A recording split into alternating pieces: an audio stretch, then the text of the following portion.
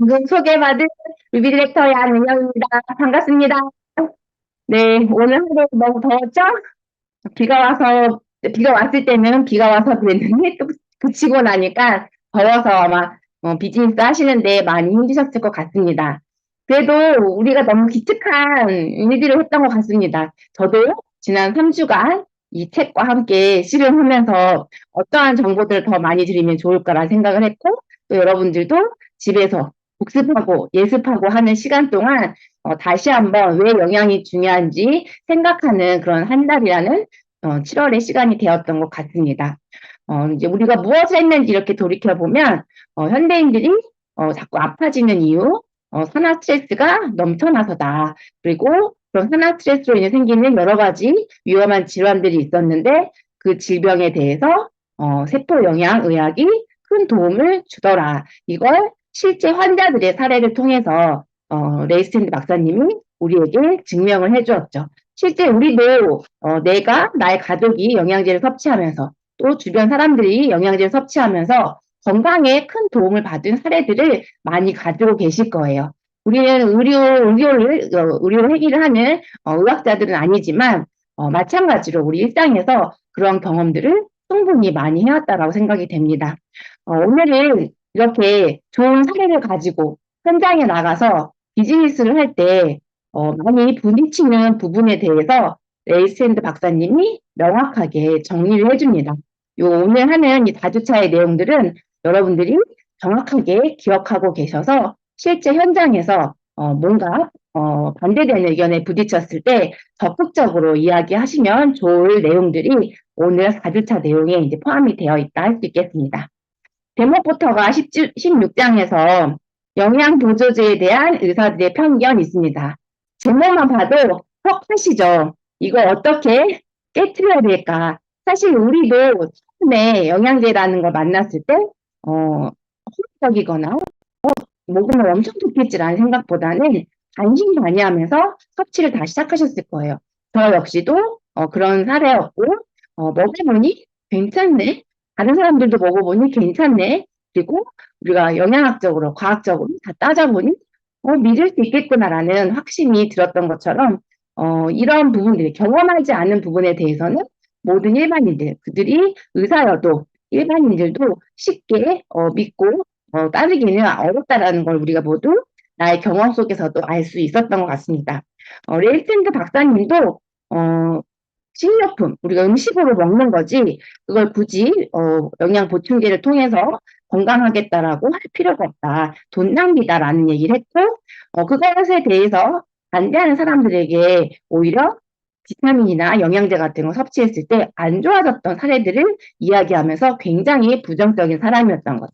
근데 그가 생각의 전환을 일으키는 계기들이 있었어요.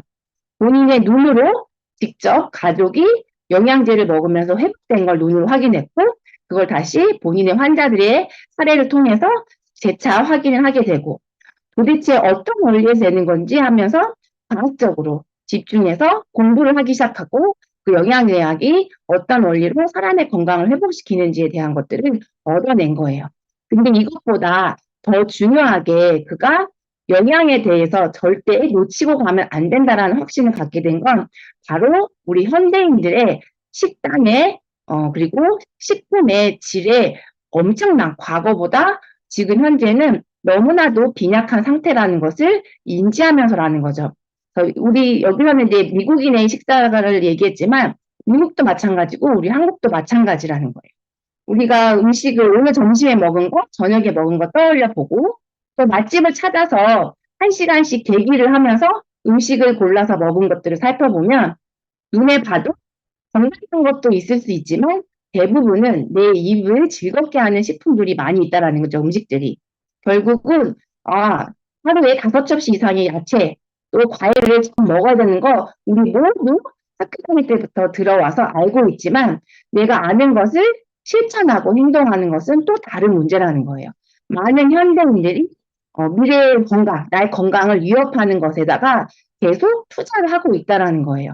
그걸 바꾸려고 해도 잘 되지 않는 현대의 모습이라는 거죠. 그래서 이런 여러 가지 통계 조사를 보면 야채, 과일을 먹는 사람들이 거의 없었다라는 것을 그가 확인하게 된 거예요. 그리고 좋은 음식을 사서 먹었다고 하더라도 그 식품의 질이 완전히 달라졌다라는 거죠. 1936년에 렉스리치라는 사람이 미국 사회공헌 의원 보고서에 낸 거예요. 우리가 지금 농작물을 키우고 있는 토양에 위험 수위에 이를 정도로 미네랄이 전혀 없다. 여기서 무엇을 키우더라도 우리는 계속 먹으면 먹을수록 영양 결핍이 올 거다라는 보고서를 냈어요. 그리고 70년, 80년이 흘렀지만 토양을 비옥하게 하기 위한 여러 가지 방법들을 하나도 하지 않고 오히려 NPK라고 불리는 화학 비료를 사용하기 시작했고 식품에 어떤 영양소가 얼만큼 들어있는지 보다는 얼마나 많이 포함량을 늘리는지에 많은 사람들이 관심을 가졌다라는 거죠. 그게 바로 우리 이 영양의학이 왜 필요한지에 대한 중요한 부분이라고 이야기합니다. 토양에서부터 제대로 된 영양을 흡수하면서 자라지 못하고 있는데 조기 수확하거나 냉장 보관하거나 소가공을 하거나 그리고 우리 식탁에 오르기 전에 다양한 조리법을 통해서 영양소는 계속 손실되고 있다라고 해요. 310페이지에 이런 얘기가 있어요. 밀에서 이제 밀가루를 만들기 위해 가공을 하게 되는데 그 가공 과정에서 23종의 영양소가 소실된다고 해요. 그리고 그런 가공업체에서는 8가지의 영양소를 추가해서 영양 강화 식품이라고 해서 고가로 판매한다라는 거죠. 근데 따지고 보면 우리는 23종을 얻어야 되는데 15종을 잃어버린 거랑 똑같은 거죠. 근데 비용은 더 고가로. 결국 사람들의 진정한 건강, 우리가 밀가루 안에서 섭취해야 되는 여러 가지 영양소들에 집중되어 있다기보다는 각자의 경제적인 이익에 더 많이 치중되어 있다는 것을 다시 한번 강조해주고 있습니다. 그러다 보니 식단도 안 좋고 식품의 질도 나빠졌으니 이제는 영양제의 형태로 우리가 불충분한 영양을 채울 수밖에 없다라고 이야기하는 거죠. 근데 여기서 레이샌드 박사님이 중요한 이야기를 하나 해주고 있습니다. 식품의 땅의 오염도가 높아져서 식품의 질이 떨어진 것도 문제이고 의사들이 영양제는 먹지 마세요. 필요 없어요. 라고 말하는 것도 문제이지만 더 문제는 바로 일일 권장량이라는 것이 제정되면서 사람들이 영양을 섭취하는 데에 대한 편견을 훨씬 더 많이 갖게 되었다라고 이야기하는 거예요. 이 일일 권장량이라고 하는 건 과거 1920년대, 30년대 세계 전쟁이 엄청 많이 일어났을 때죠. 환경도 좋지 않았고, 이제 음식을 섭취할 수 있는 환경 부분. 그때 여러 가지 질병들이 생기면서 그 질병의 원인, 어떤 특정 영양소의 결핍 때문이다. 그렇다고 하면 그런 영양을 보충하면 질병이 생기지 않겠지. 그래서 특정 질병 10가지에 대해서 질병에 걸리지 않는 최소량을 정한 거예요. 그게 1일 권장량의 시초입니다. 그리고 20년이 넘는 시간 동안 뭔가 영양소가 확장이 되면서 정상적인 성장과 발육 이런 거에도 필요한 영양소들이 1일 권장량을 제정하는데 확대된 거죠. 근데 그 양은 굉장히 현저하게 낮다라는 거예요. 그 1일 권장량 수준으로 우리가 영양을 보충해서는 만성 퇴행성 질환으로부터 다시 건강을 회복하는 데는 도움이 전혀 되지 않는다라는 거죠. 그런데 의사도 그렇고 우리 영양제를 섭취하는 사람들도 대부분 이 RDA라는 1일 권장량이 면 된다라는 생각을 나도 모르게 갖게 됐다라는 거예요. 이게 제정되지 않았다라고 하면 사람들은 내가 하루에 필요로 하는 양이 얼마이고 그걸 알아서 맞춰서 먹었을 텐데 이 표기를 100% 기준으로 해서 영양소마다 표기하게 하고 이 100이라는 숫자는 뭔가 완성된 숫자의 이미지를 갖고 있잖아요. 그래서 사람들은 100% 충분하다. 근데 120% 넘치는 거 아니야? 왜 이렇게 많이 먹어요? 몸에 위험한 거 아니에요? 라는 다른 옆 질문을 또 다시 우리가 하게 된다라는 거죠. 그래서 이런 건강의 혜택을 가져갈 수 있는데 여기에 엄청난 혼란을 초래한 것이 바로 이런 일일 권장량 때문이다라고 이야기하고 있습니다. 실제 하나 예를 들어보면 비타민 E의 일일 권장량은 14유예요. 굉장히 낮은 양이거든요. 근데 적어도 우리가 최소 권장량으로 가져가려면 400IU, 40분의 1밖에 안 되는 거라는 거죠. 만약 기별도 안 가는 영양소를 우리가 섭취했다고 해서 내 몸에 어떤 변화가 이렇게 일어날 수는 없다라고 이야기합니다. 더 놀라운 것은 비타민 C는 60mg. 엄청 작죠? 지금은 100mg으로 되어 있는데 요때 당시만 해도 60mg이었나 봐요. 책이 편찬될 때. 근데 현재로는 1000mg을 넘어서 2000mg 섭취하라고. 근데 우리 그 뉴트리션 서플리먼트에 따르면 6판에서는 1200mg 정도를 섭취하라고 권장량으로 정하고, 최저 권장량으로 정하고 있죠. 근데 1000이든 2000이든 1200이든 100mg은 굉장히 낮은 고혈병에 걸리지 않기 위한 최소량이지 우리가 최적의 항산화 기능을 가지기 위해 필요한 충분한 양은 아니다라는 것을 이야기하고 있습니다. 그래서 우리가 영양을 몸의 건강을 위해서 한다라고 하면 고품질의 항산화 성분과 비타민, 미네랄을 양으로 잘 섭취해야 한다라고 이야기하고 있습니다. 아직도 많은 분들이 그 일회 권장량에 적혀 있는 대로 되어 있는 종합 비타민을 섭취하면서 그래, 영양제를 먹어야지. 나는 잘하고 있어. 라고 생각하지만 그것이 아니라는 것을 여러분들이 명확하게 이해하시고 설명을 해주시면 비즈니스 하는데 도움이 많이 되실 거라고 생각합니다.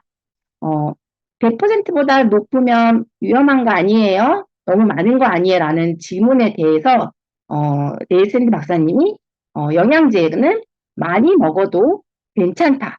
안전성이 있는지 아니면 안전하지 않은지에 대한 부분은 317페이지부터 설명해 주고 있습니다. 건강을 위해서 이제는 토양이 바뀌지 않고 어떤 조리법이 바뀌지 않고 우리의 미래의 건강을 위해 투자하는 음식에 대한 욕구가 바뀌지 않는다라고 하면 영양을 우리는 평생 먹어야 된다라는 거죠.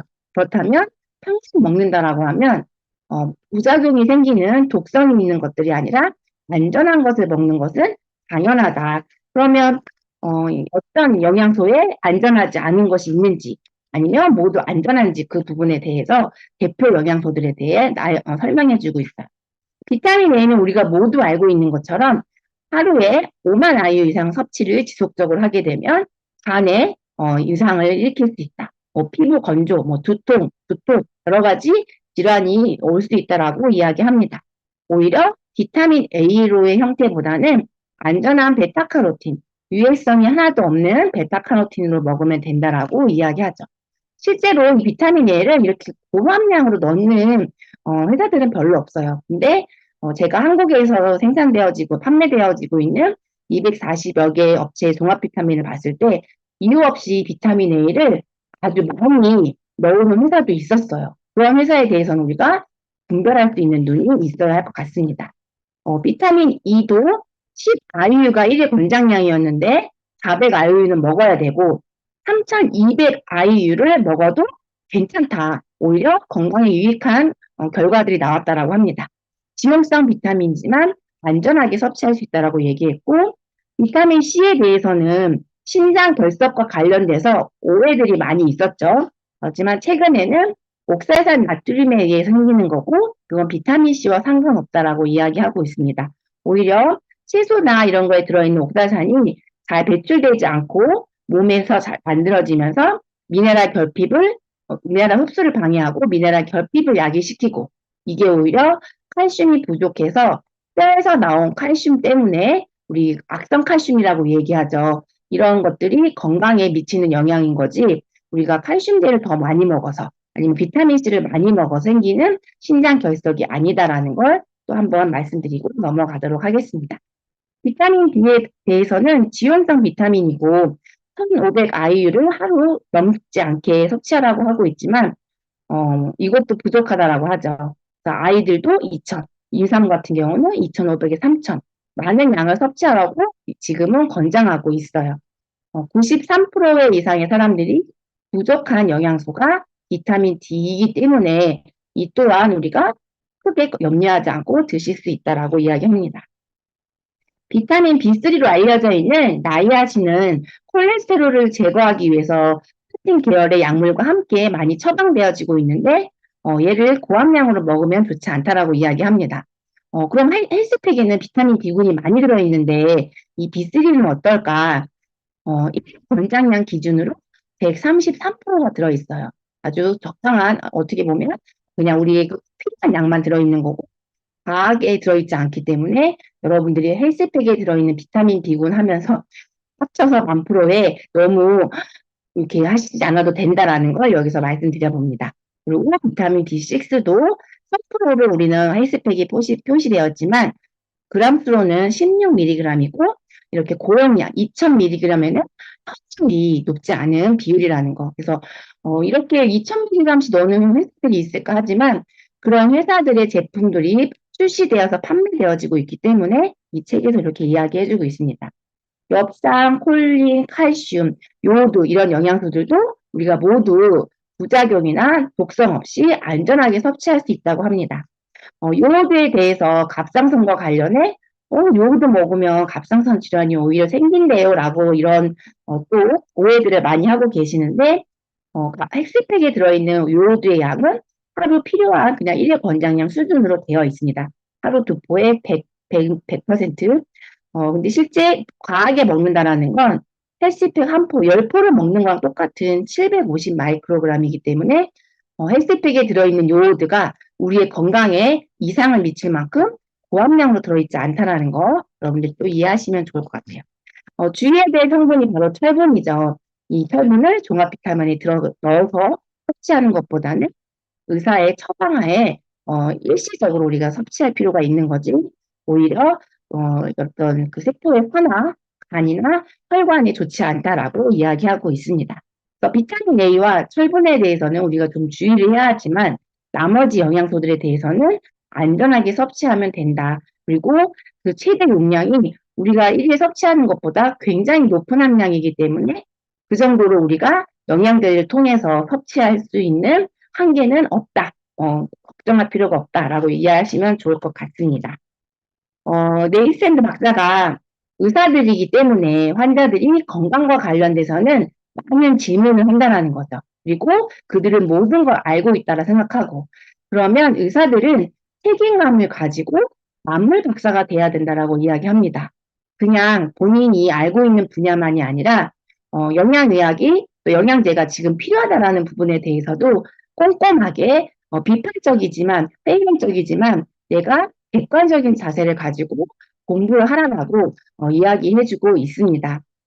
그냥 몇 편의 부정적인 연구 논문에 의존해서 수백 편의 좋은 사례들이 있는데 안 좋은 사례 몇 가지만 가지고 비타민, 미네랄 항산화되는 건강에 유익하지 않아요라고 단정지으면 안 된다라고 이야기합니다.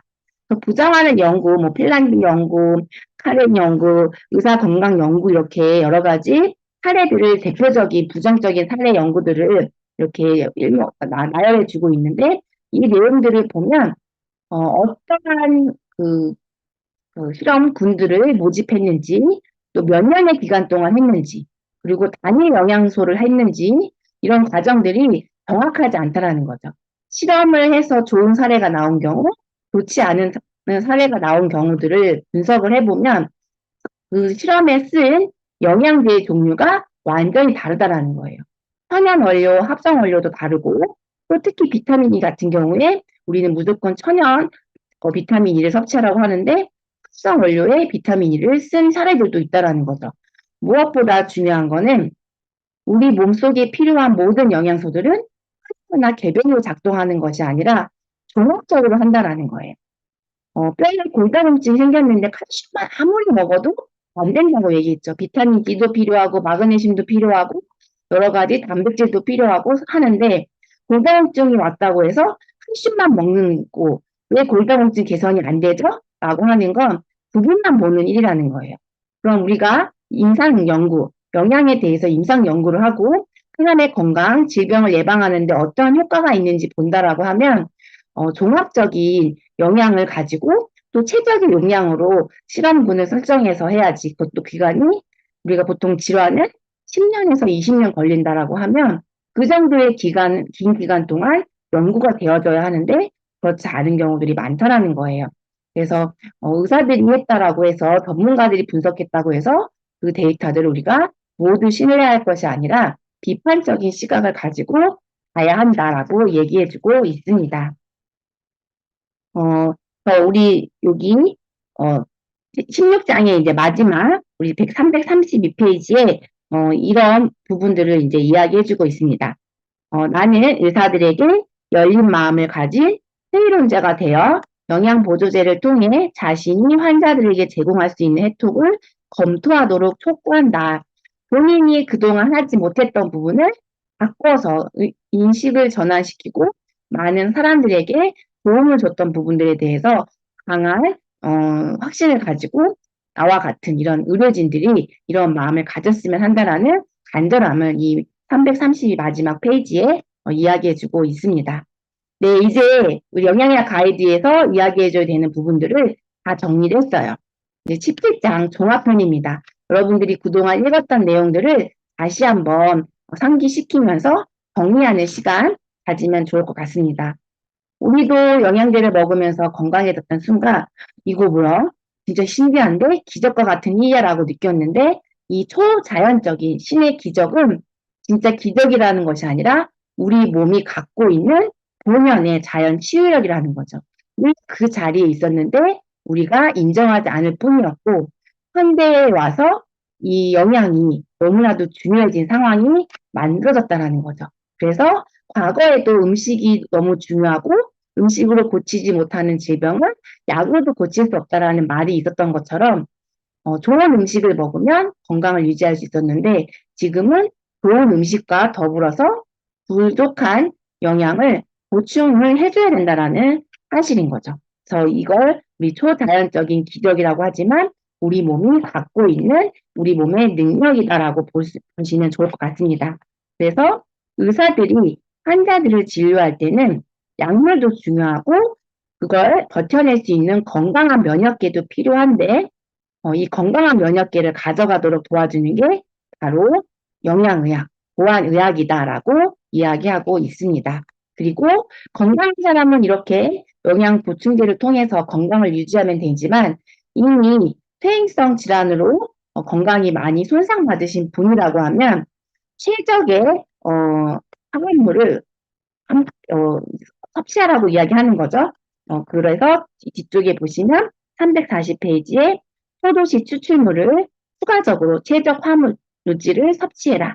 그리고 그가 추천하는 두 번째 최적화 물질이 바로 코엔자임 Q10, 에너지 생산과 면역력을 높이는 데 중요한 역할을 하는 코엔자임 Q10을 함께 섭취하면 이 퇴행성 질환, 항산화 기능이 높아지고 우리가 이 건강한 상태로 다시 되돌릴 수 있는 잠재력을 회복할 수 있다라고 합니다.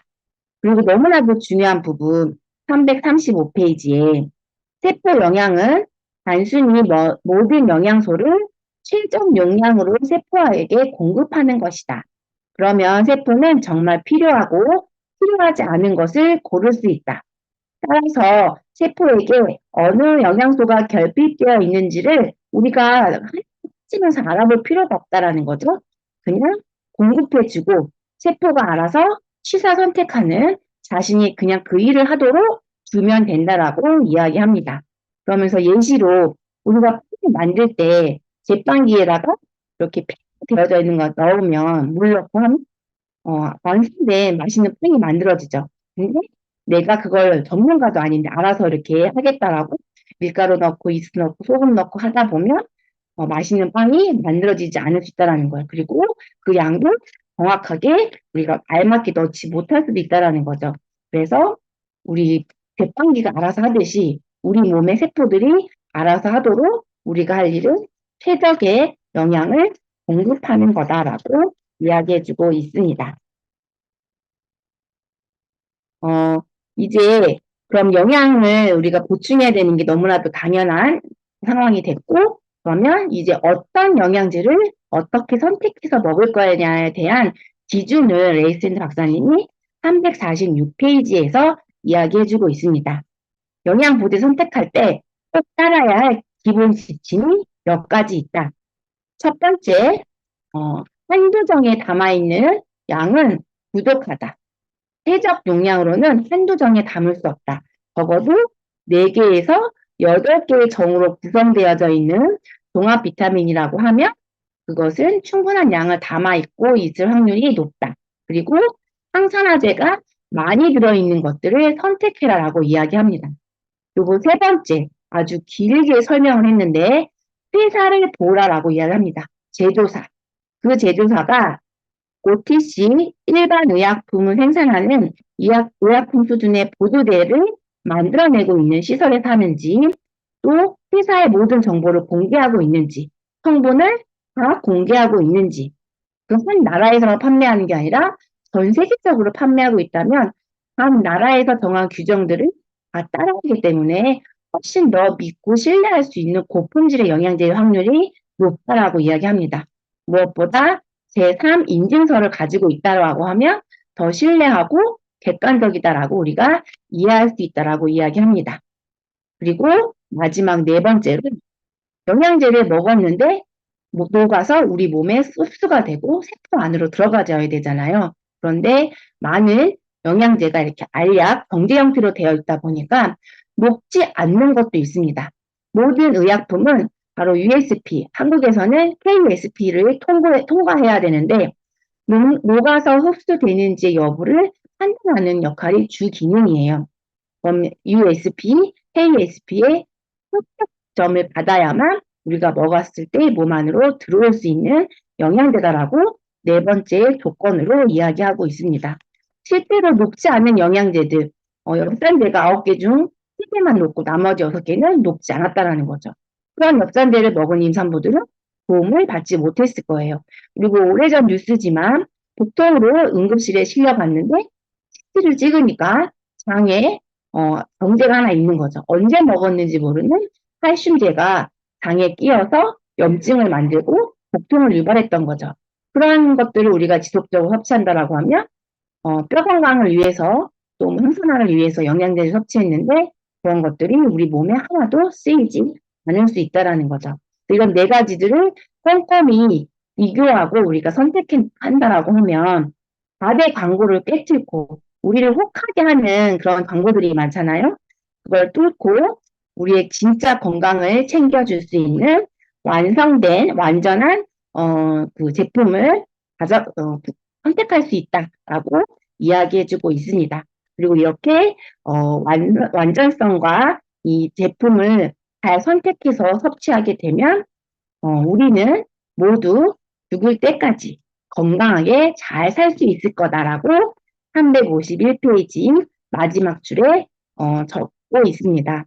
너무 이 메시지가 믿음도 되고 이렇게 하면 내가 진짜 레이슨디 박사님이 말하는 것처럼 운동하고 좋은 음식 먹고 그리고 영양 보충을 잘 해준다라고 하면 진짜 건강하게 살 수 있겠구나라는 그런 방법을 얻은 것 같아서 굉장히 마지막 이 한 문장이 큰 울림을 주고 있는 것 같습니다. 많은 분들이 지금도 나 카키 먹었어요. 오렌지 하나 먹었어요. 밥도 잘 먹었어요. 그러니까 저는 건강해질 거야가 아니고 사과도 먹고 오렌지도 먹고 맛있는 식사도 하고 거기에 우리가 운동과 특히 이런 보충제, 영양제를 반드시 먹어야만 진짜 건강을 가져갈 수 있다라고 이야기해주고 있습니다. 이 책에서 이야기하고 있는 이 내용들을 여러분들이 잘 기억하시고 비즈니스 하시는데 그리고 나의 건강을 지켜가 나가는데 어떤 지침서로서 잘 활용하시면 좋을 것 같습니다. 지난 4주간 함께 이 책을 읽어주시느라 애쓰셨고 또 머리에 담아내시느라 에너지 많이 쓰셨을 텐데 오늘로써 자유의 시간이 되실 것 같습니다. 저의 강의는 여기서 마치도록 하겠습니다. 감사합니다.